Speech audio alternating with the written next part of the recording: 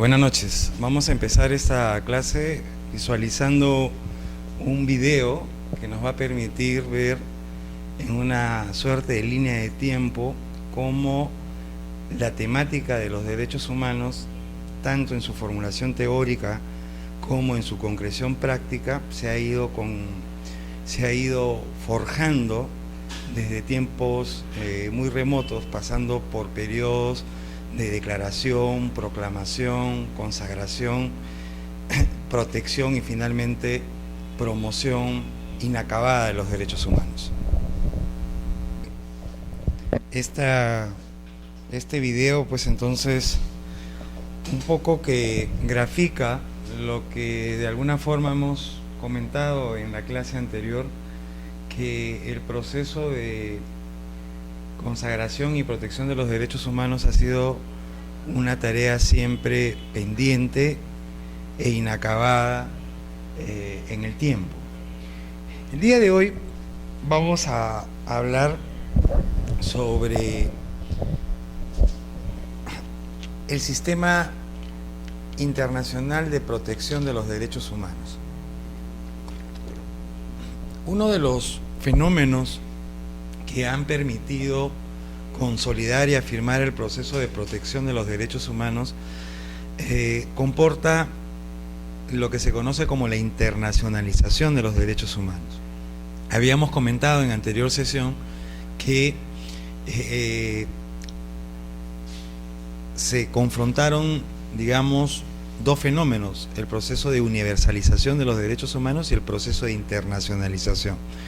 El primero de ellos, el de universalización, comprendía la convicción, el convencimiento de que los derechos humanos tenían como titulares a toda persona por la sola condición de ser seres humanos, prescindiendo de diferencias accidentales como es el género, la raza, las condiciones económicas, sociales, etcétera, etcétera.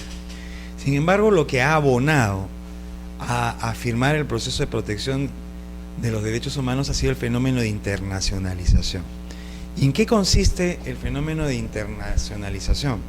Es un fenómeno en virtud del cual la problemática y el interés por los derechos humanos deja de ser un tema estadual, es decir, deja de ser un tema que solamente se aborda a partir del derecho interno de los estados. Trasciende entonces del marco constitucional de los estados y se traslada a la sociedad internacional, al ámbito internacional. Los derechos humanos, a partir del proceso de internacionalización, en consecuencia, dejan de ser un tema doméstico, interno de los estados, y se convierten en temas de interés de la comunidad internacional en su conjunto. ¿Cómo se ha forjado este fenómeno de internacionalización de los derechos humanos?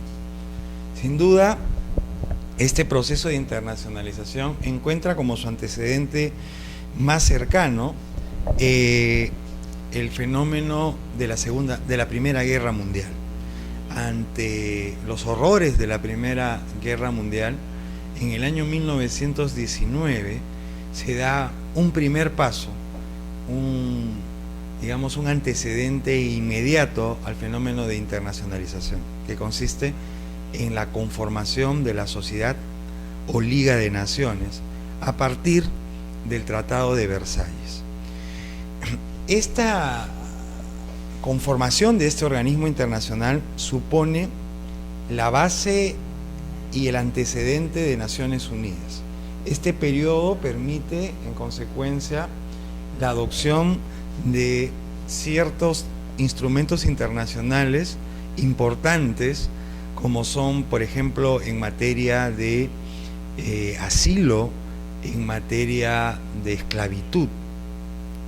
En este periodo es importante resaltar, por ejemplo, la conformación de la Organización Internacional del Trabajo, la OIT, que justamente se constituye en el propio marco del Tratado de Versalles. Sin embargo, la humanidad prontamente va a encarar una nueva conflagración mundial en el año 1939. En el año 1939 estalla la Segunda Guerra Mundial. Y es a la finalización de ella, en el año 1945, en que, digamos, se concretiza el fenómeno de la internacionalización de los derechos humanos. Los estados toman conciencia y asumen la responsabilidad de encarar la problemática de los derechos humanos a partir de organismos supranacionales y por medio de instrumentos internacionales.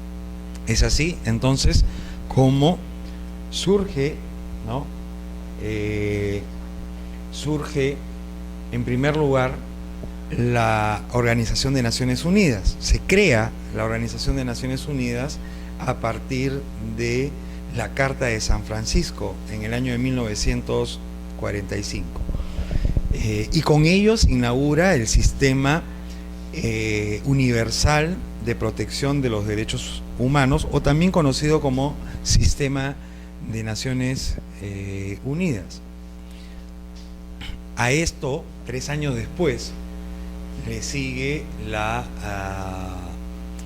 adopción de la Declaración Universal de los Derechos Humanos el 10 de diciembre de 1948, fecha que desde entonces cada año se conmemora como el Día de los Derechos Humanos. La Declaración Universal de los Derechos Humanos comprende, digamos, los derechos básicos, principales en materia de derechos civiles y políticos, económicos, sociales y culturales. Veamos cuáles son los instrumentos internacionales más importantes en el sistema universal de protección de los derechos humanos. En el sistema universal de protección de los derechos humanos, el instrumento fundamental es lo que algunos denominan la Carta Internacional de Derechos Humanos. La Carta Internacional de Derechos Humanos está conformado por, en primer lugar, la Declaración Universal de Derechos Humanos, del 10 de diciembre de 1948. Asimismo, está conformado por los 2 pactos internacionales, uno, el Pacto Internacional de Derechos Civiles y Políticos, y el otro, el Pacto Internacional de Derechos Económicos, Sociales y Culturales. Ambos pactos fueron adoptados en el año 1966. Siguieron el mismo proceso de concreción y de formulación.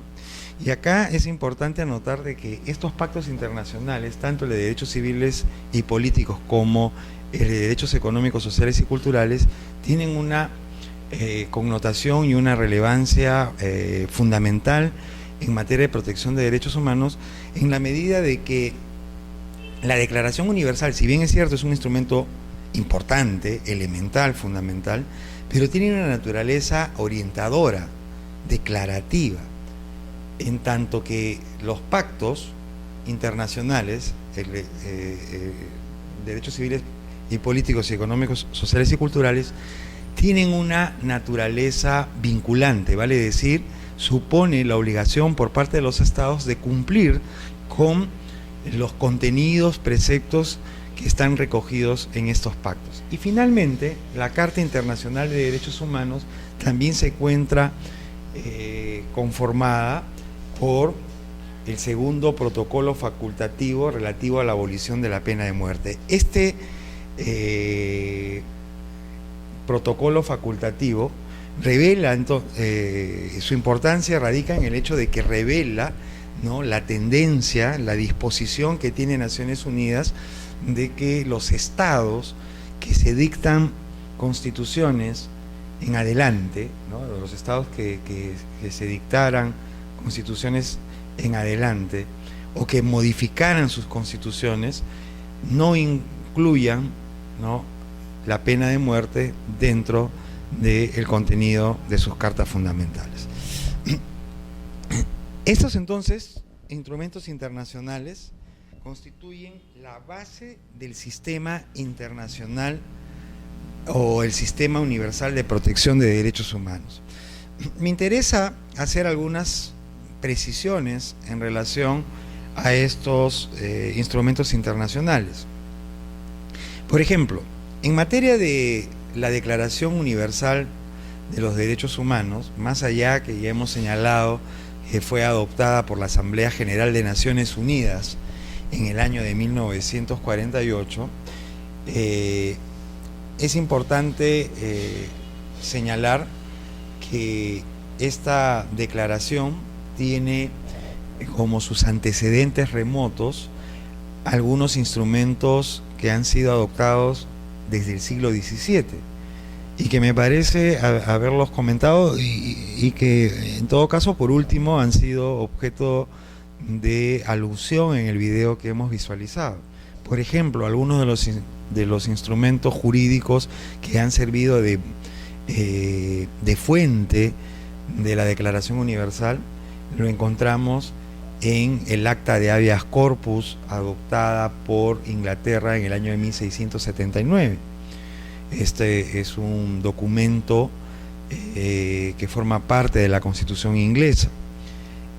Los ingleses asimismo también aportaron como fuente de la Declaración Universal con su denominado Bill of Rights, es decir, su Declaración de Derechos. Otro documento que podemos citar como base de inspiración de la Declaración Universal de Derechos Humanos ciertamente es la Declaración Francesa de 1789. Me estoy refiriendo ciertamente a la Declaración de los Derechos del Hombre y del Ciudadano, ¿no? En cuanto a la estructura de la declaración, podemos mencionar que la declaración está conformada por un preámbulo y además cuenta con 30 artículos que tienen que ver con derechos de carácter civil, político, social, económico y cultural. Como ya se ha señalado, como ya lo he manifestado, este instrumento internacional inaugura el sistema universal de protección de los derechos humanos. Luego tenemos, como habíamos dicho, como parte integrante de la Carta Internacional de Derechos Humanos, al Pacto Internacional de los Derechos Civiles y Políticos. Este instrumento internacional se adopta varios años después de la declaración, concretamente el 23 de marzo de 1976, y se adopta conjuntamente con el Pacto Internacional de los Derechos Económicos, Sociales y Culturales. La importancia, como ya lo había señalado y lo vuelvo a reafirmar, de estos dos pactos radica en el hecho de su carácter vinculante, ¿no? Es decir, los Estados miembros de Naciones Unidas se ven obligados a observar las disposiciones del Pacto Internacional de Derechos Civiles y Políticos. En relación a su estructura, podemos señalar de que esta también cuenta con un preámbulo y con 6 partes. Adicionalmente al Pacto Internacional, podemos decir de que posteriormente se aprobó el primer protocolo facultativo del Pacto Internacional de Derechos Civiles y Políticos, y la importancia de este primer protocolo facultativo radica en el hecho de que en este protocolo se describen los mecanismos a través de los cuales las personas pueden recurrir mediante, digamos, comunicaciones o peticiones, formulando denuncias contra los Estados miembros que violan los derechos de la declaración. Y el segundo protocolo facultativo, que como ya lo habíamos señalado, tiene que ver con la abolición de la pena de muerte. En relación al Pacto Internacional de los derechos económicos, sociales y culturales, podemos, a manera de comentario, hacer las siguientes precisiones.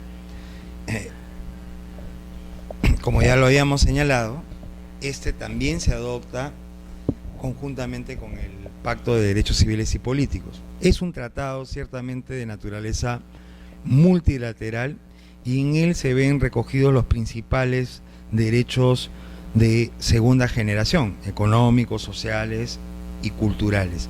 Pero además establece mecanismos para la protección y garantía de estos denominados derechos de segunda generación.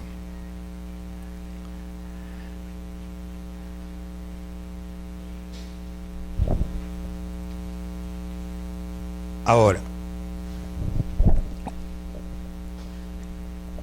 el sistema universal de protección de los derechos humanos no solamente se circunscribe a instrumentos en los cuales se declaran derechos, se consagran derechos, sino que además también estos instrumentos internacionales crean organismos de naturaleza supranacional a las cuales las personas o los grupos, incluso los estados, pueden acudir mediante comunicaciones o peticiones para denunciar la violación de derechos contenidos en la declaración y en los pactos. Algunos de los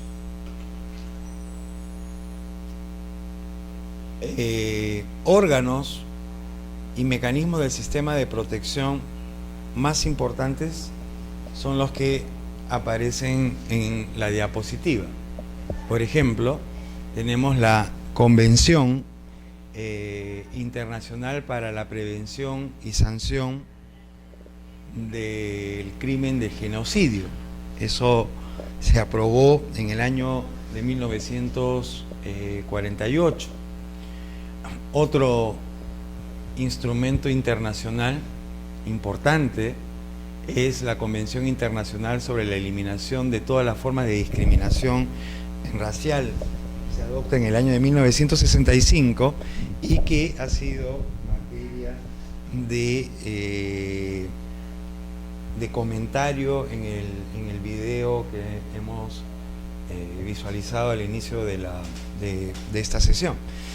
Me interesa, por ejemplo, ¿no?, en relación a la Convención sobre la Prevención y Sanción del Delito de Genocidio, señalar que este fue adoptado, como ya habíamos señalado, en el año de 1948, ¿no? Acá es importante anotar, por ejemplo, que en su artículo 1 se establece que las partes firmantes, las partes contratantes, ¿no?, establecen, confirman y señalan que el genocidio, ya sea cometido en tiempos de paz o en tiempos de guerra, es un delito de derecho internacional, ¿no? Eso constituye sin duda un avance en materia de protección de los derechos humanos, en la medida de que el delito de genocidio no se circunscribe únicamente a tiempos de guerra, sino que este puede configurarse y constituirse también en tiempos de paz, ¿no? Sin duda es un delito de trascendencia e importancia en materia de derechos humanos. Otro instrumento que se adopta en el año 1948 es la Convención contra las Torturas y otros tratos o penas crueles, inhumanos o degradantes. Y finalmente, la Convención sobre los Derechos del Niño del año 1989.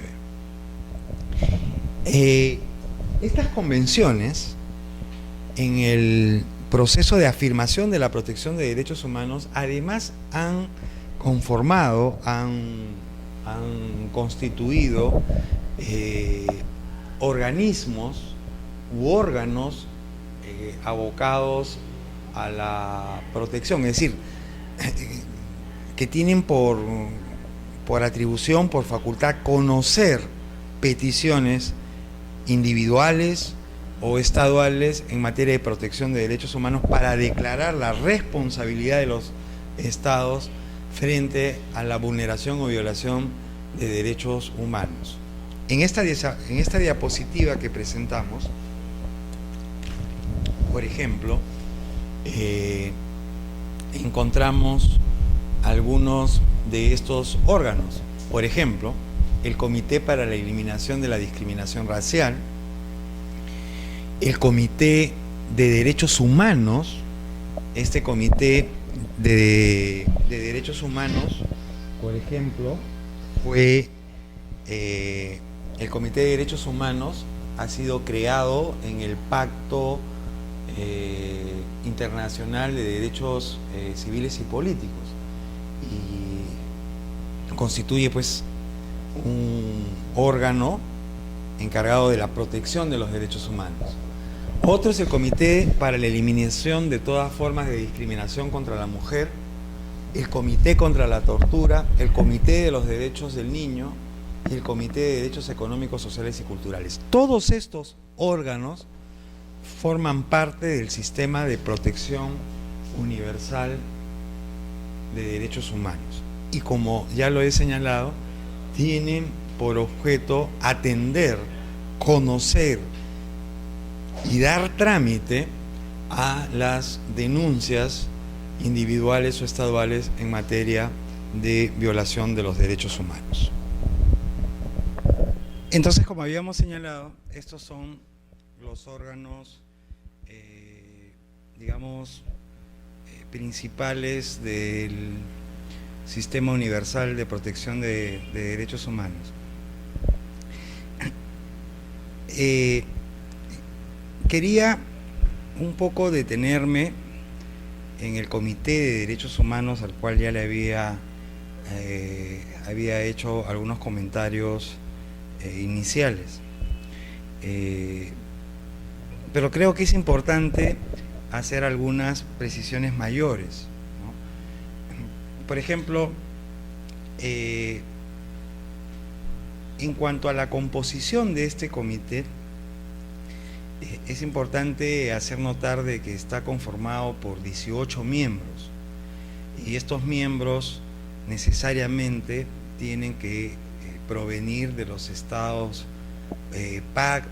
partes en el pacto internacional. Los miembros del comité tienen una denominación particular, se les denomina expertos, ¿no? ¿Cuáles son, digamos, las funciones más importantes que cumple el Comité de Derechos Humanos? Por ejemplo, una de las funciones fundamentales que cumplen los miembros del comité,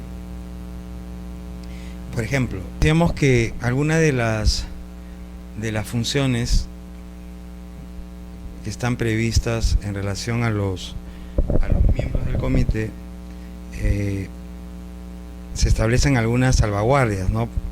Por ejemplo, ningún miembro del comité puede participar en el examen de los informes periódicos de los estados partes, es decir, como quiera que los estados partes tienen la obligación de periódicamente formular informes en relación a la problemática de los derechos humanos en los estados, los expertos que pertenecen a ese estado no pueden participar en la evaluación de esos informes, porque lo que se busca es evitar parcializaciones por temas de pertenencia al estado que formula el informe, ¿no? El comité además cuenta con relatores especiales. Por ejemplo, hay relator especial sobre nuevas comunicaciones, entre las que figuran el registro de denuncias, por ejemplo, presentadas en virtud al protocolo facultativo, ¿no? Hay un relator para el seguimiento también de los dictámenes que vigilan la aplicación de las decisiones del comité sobre el fondo, o sea, la parte sustancial de los distintos casos. Y por último, el relator sobre el seguimiento de observaciones finales, que son las conclusiones a las que se llegan luego de hacer la evaluación de los informes que presentan los estados partes, ¿no? El comité se reúne de manera periódica en sesiones que regularmente se llevan a cabo en la sede de Naciones Unidas, o que está en Nueva York, o en la oficina de Naciones Unidas que se encuentra en Ginebra, ¿no?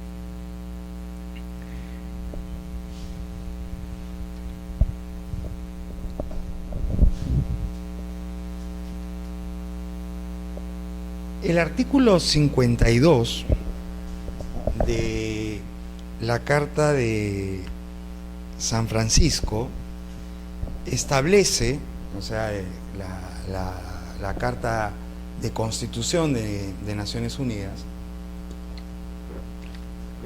establece que se pueden crear sistemas regionales de protección de derechos humanos, en tanto estos sistemas no contravengan o se opongan a los principios de la Declaración Universal de Derechos Humanos. Esto ha provocado la conformación de 3 subsistemas regionales. Estos 3 subsistemas son el sistema europeo, el sistema interamericano y el sistema africano. De los 3 sistemas, sin duda, el más consolidado, el más importante también por la jurisprudencia que ha generado, es el sistema europeo de protección de derechos humanos. El sistema interamericano también, en el tiempo que tiene operando, también se ha consolidado. El sistema africano es un sistema más reciente y ciertamente es un sistema que todavía está en proceso de formación. El sistema europeo también tiene un marco normativo. Este marco normativo está conformado, en primer lugar, por el Convenio Europeo para la Protección de Derechos Humanos, o también conocido como el Convenio de Roma. Este convenio se suscribió en el año 1950 y digamos que constituye el documento, el instrumento internacional más importante del sistema regional europeo de protección de derechos humanos, ¿no?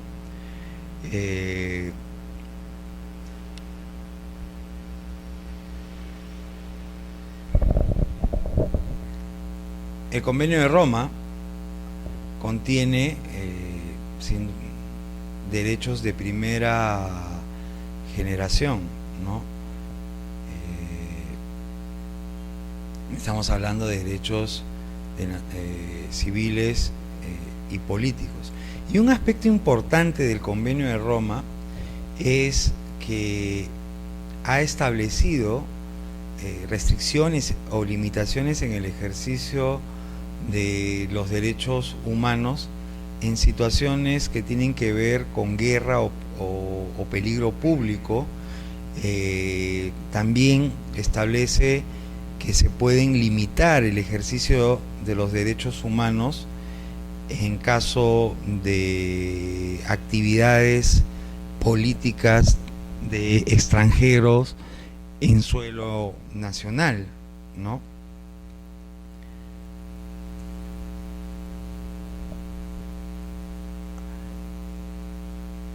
Y por último, otro instrumento normativo que forma parte del sistema europeo es la Carta Social Europea, que tiene que ver con derechos de segunda generación, ¿no? Esto se conoce como la Carta Social Europea, y se consagran derechos económicos y sociales. Y acá quería hacer una precisión que había omitido cuando mencionamos los pactos internacionales. La adopción de los pactos de derechos civiles y políticos y derechos económicos y sociales por separado ha provocado en el sistema universal, y que se ha trasladado obviamente también al campo de los sistemas regionales, la diferenciación entre unos y otros, es decir, la diferenciación entre derechos civiles y políticos y derechos económicos, sociales y culturales en relación a el grado de protección que tienen unos y otros.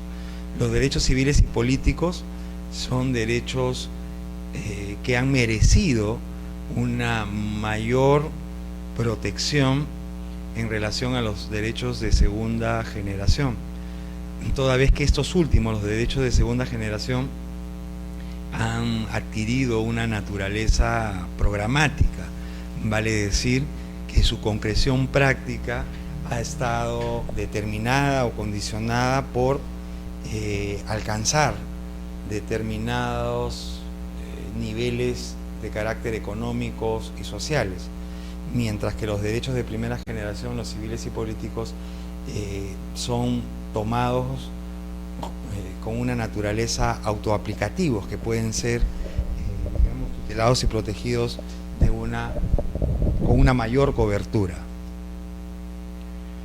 Otros instrumentos internacionales importantes en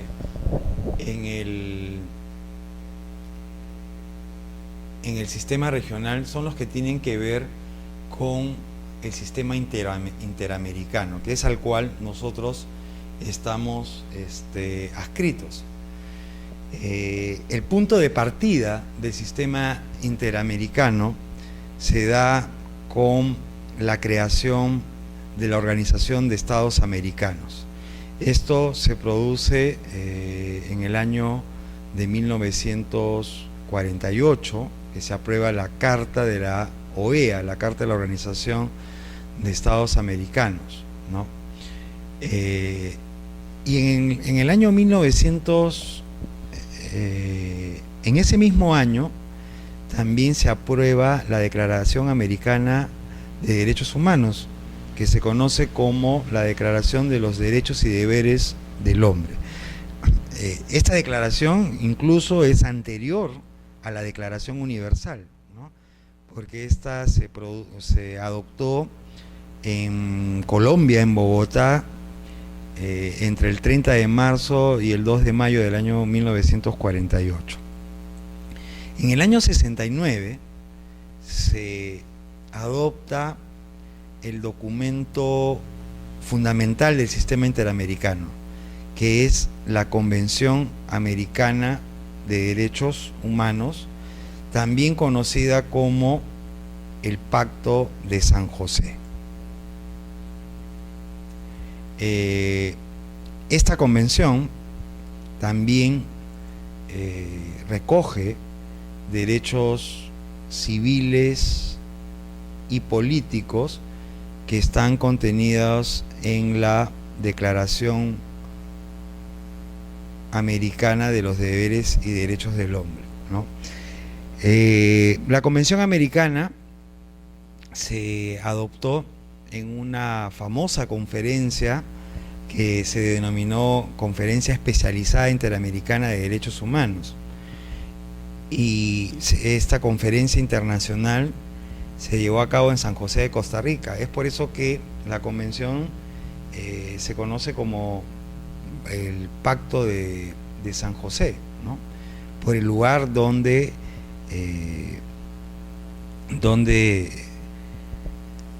fue adoptada, ¿no?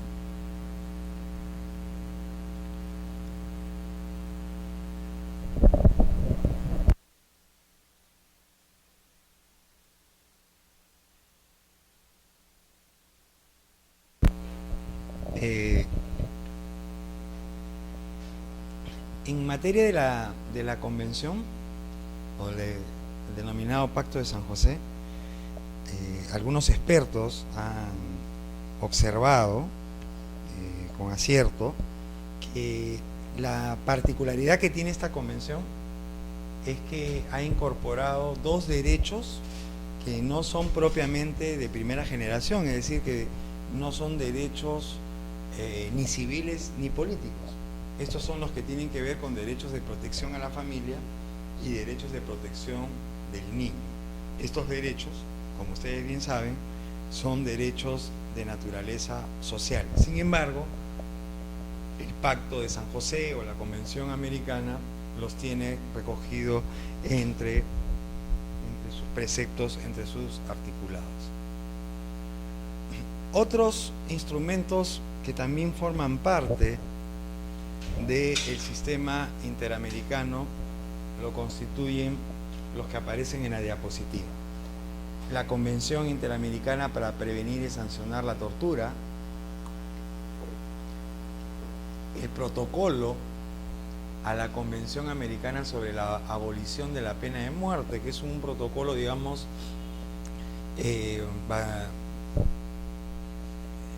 reciente, ¿no? Desde el año 1999, del 90, perdón. La Convención Interamericana para Prevenir, Sancionar y Erradicar la Violencia contra la Mujer. La Convención Interamericana sobre Desaparición Forzada de Personas y, por último, las que tienen que ver con la eliminación de todas las formas de discriminación contra las personas con discapacidad. Como pueden darse cuenta, el sistema interamericano se basa no solamente en la Declaración y en la Convención Americana, sino también en otras convenciones. Y acá se me viene a la mente hacer una precisión en cuanto a los pactos y las convenciones. Las diferencias entre unos y otros. Los pactos se caracterizan porque tratan de abordar la totalidad de derechos, ¿no?, humanos. Por ejemplo, el Pacto Internacional de Derechos Civiles y Políticos busca abordar la mayor cantidad de derechos.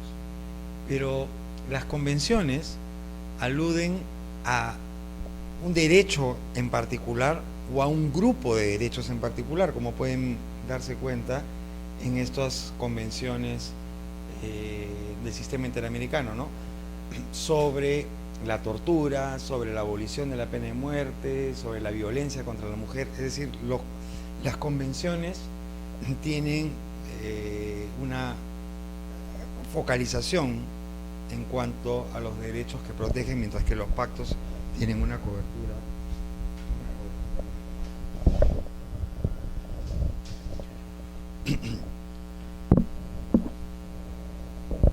El otro sistema que habíamos mencionado es el sistema africano, que, como ya se había precisado, es un sistema bastante incipiente, ¿no?, y que encuentra o que se sostiene como instrumento base, como instrumento fundamental, la denominada Carta Africana de los Derechos Humanos y de los Pueblos, que se conoce en el ámbito del derecho internacional de los derechos humanos como la Carta de Banjul. Es ciertamente un instrumento internacional. Su objetivo, como el que sustenta el resto de sistemas regionales, es proteger los derechos humanos y las libertades básicas en la región, es decir, en el continente africano. Quien auspició, impulsó la adopción de este instrumento básico fue una organización que tenía como denominación la Organización para la Unidad Africana.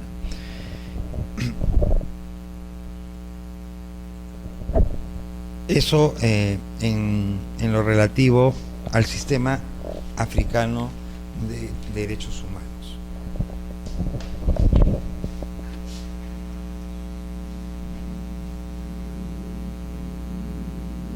Volviendo al ámbito del sistema interamericano, también existen órganos que el sistema interamericano ha creado para la protección de los derechos humanos.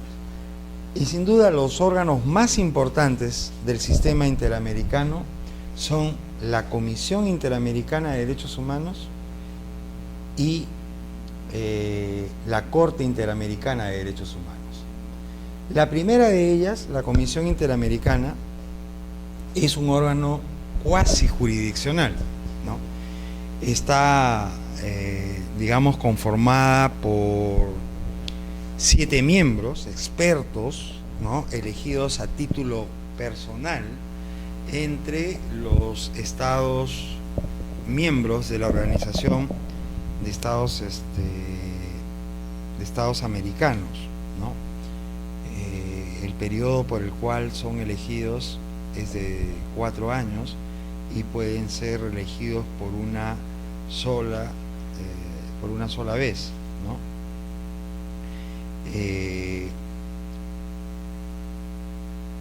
Las funciones principales que cumple es la de promover la observancia y defensa de los derechos humanos.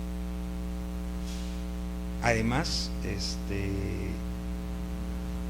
la que conoce de las peticiones y comunicaciones individuales en lo que se refiere a la violación de derechos humanos para posteriormente evaluarlas y determinar si los casos son presentados ante la Corte Interamericana. El segundo órgano es la Corte Interamericana de Derechos Humanos. Este órgano es un órgano jurisdiccional, a diferencia de la Comisión. Este sí es un órgano jurisdiccional. Está conformado también por 7 jueces que son elegidos igualmente a título personal, ¿no?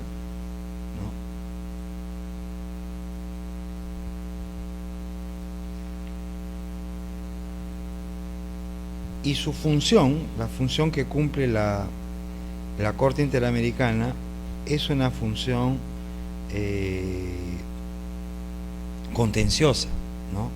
Conoce de los casos que tienen que ver con la interpretación o aplicación de las disposiciones de la Convención, hacen un control de convencionalidad, ¿no? Cabe señalar que la Corte también cumple una función consultiva en relación a la Organización de Estados Americanos. ¿Y eso por qué? Porque la Corte es competente, es el órgano competente para interpretar la Convención Americana de Derechos Humanos y en general los tratados concernientes a la protección de los derechos humanos en los estados americanos, ¿no?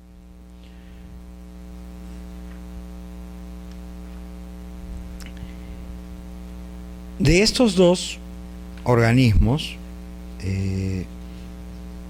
la Corte sin duda constituye el órgano más importante, ¿no? Porque la Corte, por su naturaleza contenciosa, tiene facultades resolutivas, ¿no? Acá es importante hacer una precisión en relación a la Corte, en lo relativo a su naturaleza. La Corte Interamericana, contra lo que podría pensarse, no es un tribunal de naturaleza penal. ¿Esto qué quiere decir? La función de la Corte, la naturaleza de la Corte, el objetivo no es buscar, encontrar y sancionar responsables de violación de derechos humanos. La naturaleza y la función de la Corte es amparar a las víctimas y analizar la responsabilidad de los estados. Es por eso que la Corte Interamericana no establece responsabilidades individuales en materia de protección de derechos humanos cuando existen violaciones. Lo que establece son las responsabilidades de los estados en la materia relativa a los derechos humanos, ¿no? Vale decir, si los estados han incumplido con sus obligaciones de garantía o de respeto de los derechos humanos. No es, en consecuencia, un tribunal de naturaleza penal. Ahora, igualmente, la Corte Interamericana debe entenderse no como una cuarta instancia, sino debe entenderse como una corte supletoria, ¿no? El sistema de protección interamericana de derechos humanos está configurado como un mecanismo supletorio. ¿Qué quiere decir esto? Que solo se recurre a él, o en todo caso solamente debe recurrirse a los órganos del sistema interamericano cuando las instituciones o poderes de los estados no cumplen con su labor de garantizar plenamente los derechos humanos, ¿no? Entonces, no se trata de una instancia más, sino de lo que se trata es de que se recurra al sistema interamericano cuando el sistema interno no ha cumplido con su obligación de tutelar y garantizar la protección de los derechos humanos.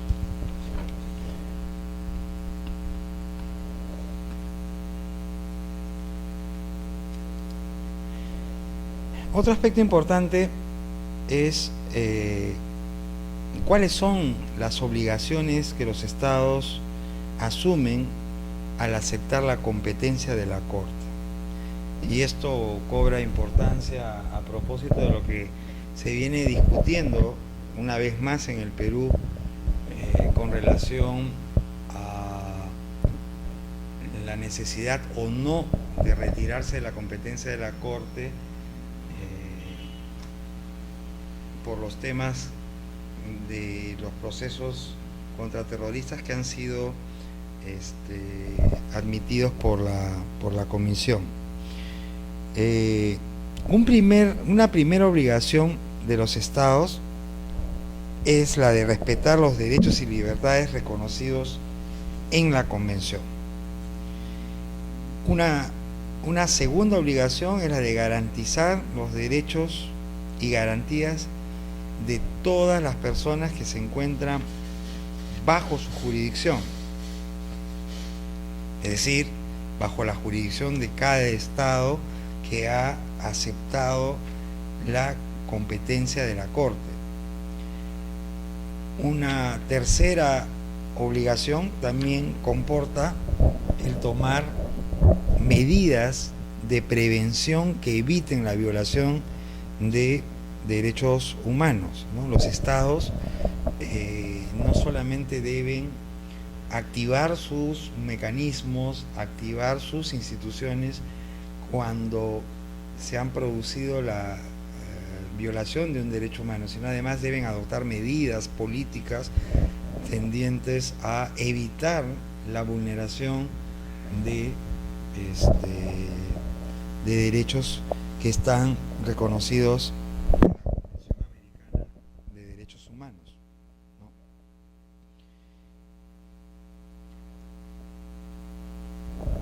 La obligación también los estados tienen de investigar y de sancionar. Una de las obligaciones fundamentales de los estados es de evitar la impunidad. Y eso supone que los estados, en consecuencia, tienen que desplegar los esfuerzos, mecanismos, instituciones y normas dirigidas a descubrir, investigar y finalmente sancionar a los responsables en materia de violación de derechos humanos.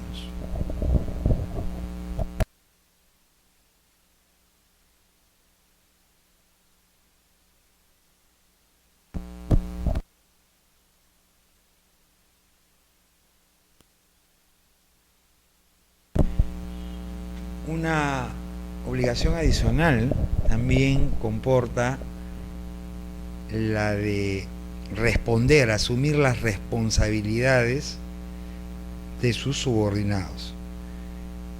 Como habíamos señalado, la Corte no establece responsabilidades individuales.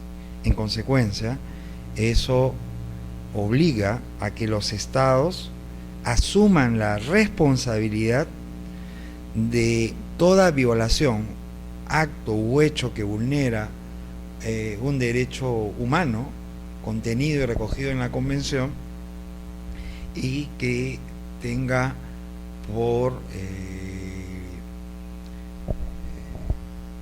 que haya sido cometido por sus funcionarios al amparo de su cargo o función estadual